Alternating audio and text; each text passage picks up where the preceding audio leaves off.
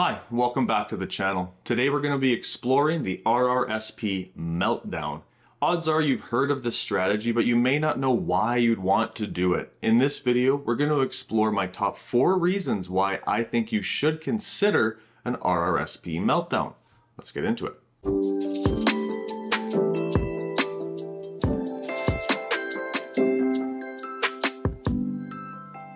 So the first question to answer is, what is an RRSP meltdown? Essentially, it boils down to you are taking extra RRSP or RIF withdrawals in your early retirement years. Technically, you don't need this money, but you're using it in some strategic fashion. And the 4 main reasons why you would want to do this are control, flexibility, lowering your tax during your retirement years, and lowering your estate tax. What we'll do in a minute is we'll go into my software and show exactly how all 4 of these apply.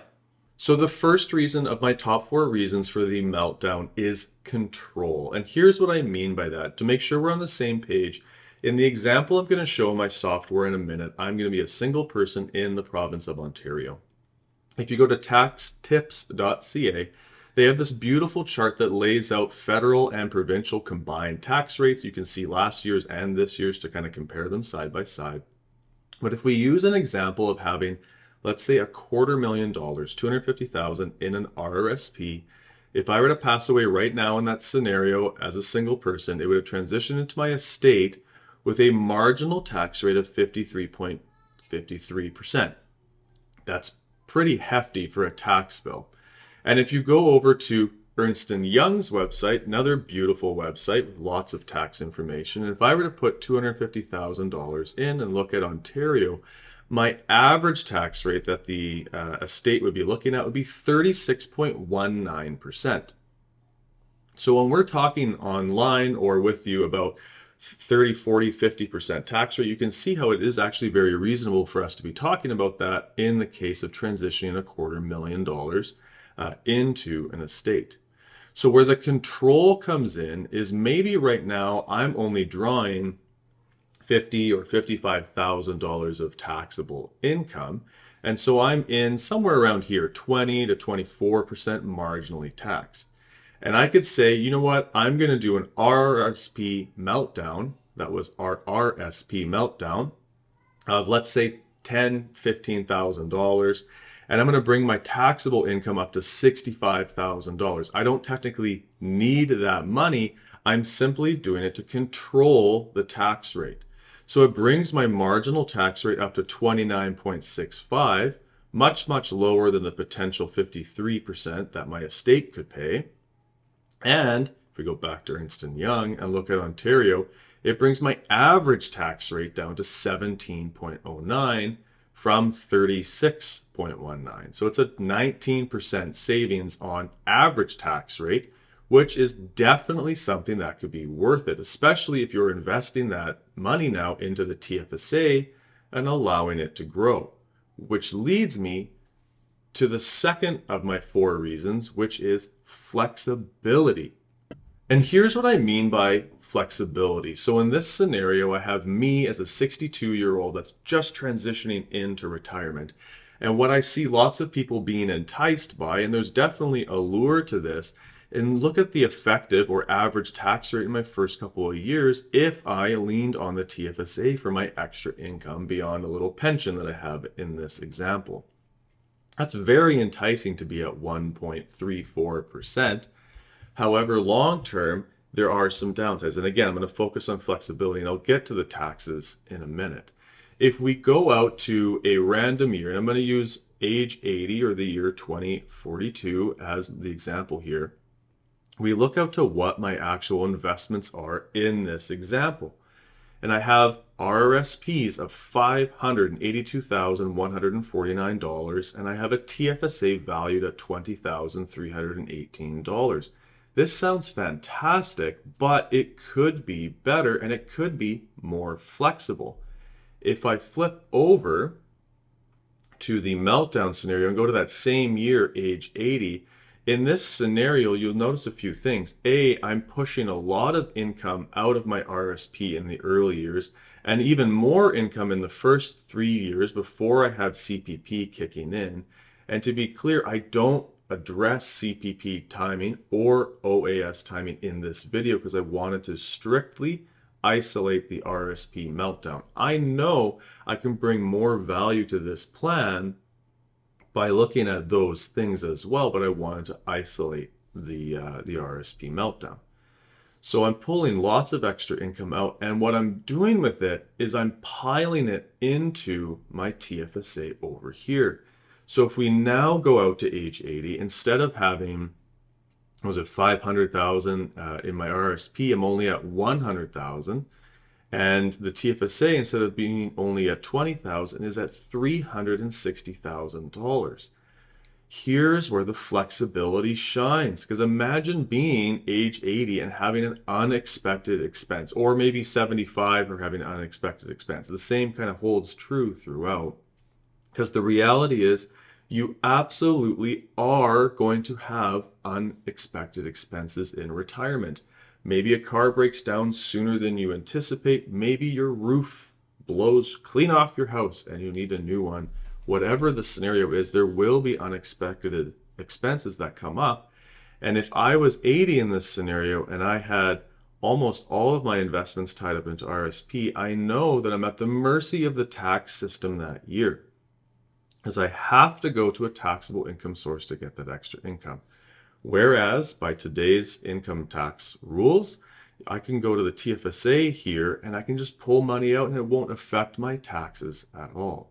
So that leads me to my third reason why you should consider looking at an RRSP meltdown, and that is that you're going to pay likely less tax during your retirement years. And here's what I mean by that. I'm in the baseline projection here, so I'm not doing any strategy behind my withdrawals. And I get how enticing it would be to be paying less than 2% average tax rate by leaning on your TFSA in those early years. And to be clear, if you happen to pass away in these early retirement years, you will absolutely pay more tax with the meltdown. By implementing the meltdown here, I've increased the average tax rate to 18% by drawing $50,000 in those first couple of years before CPP happens, and then $40,000 a year after that. So I know I'm increasing it here, but cumulatively, I'm actually lowering the tax bill, and here I can show it to you. If we look at the total tax bill, so this is 28 years of tax, it works out to $382,708 in the meltdown scenario. If I go over to the baseline scenario, it's $404,857. It's a saving of about $22,000 in tax, which in isolation doesn't sound like a lot, but there's more to the story. And for that, I'm going to go to Excel because I had to pull some other data out of here to really round out the story. If we look at this, here's the data I was just showing. It's a $22,000 reduction in cumulative tax over the 28 years. The average tax rate is also lowered by about 0.5%. But what's very interesting, at least to me, is that my taxable income has dropped. Remember, there's no change in spending here. It's just where the money is coming from. First, it's just a mindset shift. So how could my taxable income go down throughout that time? I'll show you. If we go back here and we are in the baseline, let's look at the TFSA. There's 3 years where there's $30,000 of withdrawals or more at the very beginning. Then there's no activity for a few years. Then we pile some money back in, and then there's some small withdrawals towards the end. Whereas in the meltdown scenario, we are piling money into the TFSA for years, for decades really, before finally towards the end, there's, if we omit this $8,000 withdrawal, which is relatively small compared to the others, there's 7 $30,000 withdrawals, or 4 more than in the baseline scenario. That is a lot more tax-free income that we've had access to.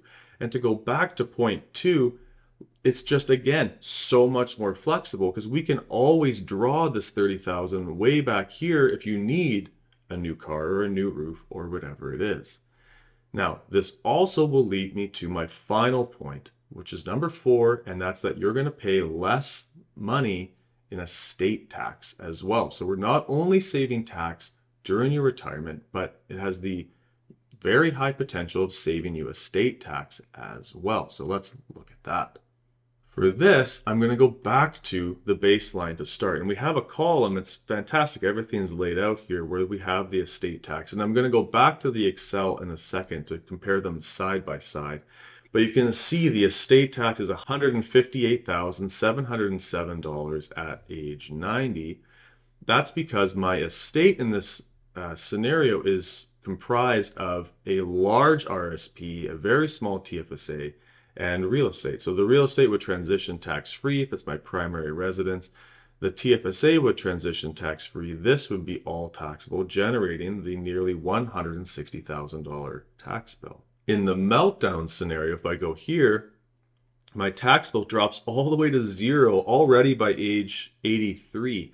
And that's because, again, my estate is now comprised of my primary residence, which is a tax-free asset when it comes to estates, and a $286,000 TFSA, which also, as of today's tax laws, transitions tax-free.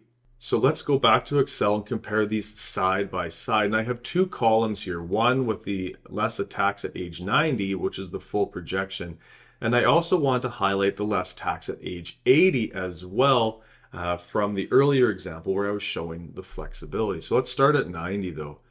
In this projection, my estate pre-tax is worth $890,000 in the baseline projection, which is $102,000 more than in the meltdown scenario. But again, that's pre-tax. Then we factor in the $158,000 of tax versus 0, and we end up with an estate, a net estate that is $55,000 larger by doing the meltdown than the baseline. Now, over 28 years, if we put that into today's dollars, that's a $28,000 difference. Essentially, we have fabricated $28,000 of wealth transfer by simply changing the mindset of where your withdrawals are coming from. I think that is definitely worth it. If we go back and rewind a little bit to that example I was giving at age 80 to show the flexibility, let's review how the estate would look in that particular scenario. So just as a reminder, in the baseline projection, my RRSPs were worth $582,000, my TFSA was $20,000, and my total assets will be $602,467. Whereas in the meltdown scenario, I take a $135,000 reduction in my pre-tax investments down to $467,125. But the bulk of it, 3/4 of it really, is now in the TFSA. So again, going back to point number 2, my investments are way more flexible for unexpected expenses or potential gifting or anything like that. And to make this point kind of be driven home, my estate tax absolutely plummets from $282 down to $37,000. That is a $244,000 reduction in potential income tax by age 80, given this set of assumptions. Therefore, my net estate to my loved ones has increased by $109,000. So to review, you have greater control because you're allowed to manipulate the tax rates by taking money at a lower tax rate today to save your estate tax down the road. You will, over a long time period, and it only gets more advantageous the longer your retirement time period. And again, this is also for a single person. If this was 2 people, we'd have income splitting, which would also make this more advantageous. But in all likelihood, you will pay less in tax during your retirement years. And in all likelihood, you'll be paying less tax in your estate. And therefore, in most cases, you will actually be increasing the amount that you'll be leaving to your loved ones. So those are my top 4 reasons why you should consider looking at an RRSP meltdown.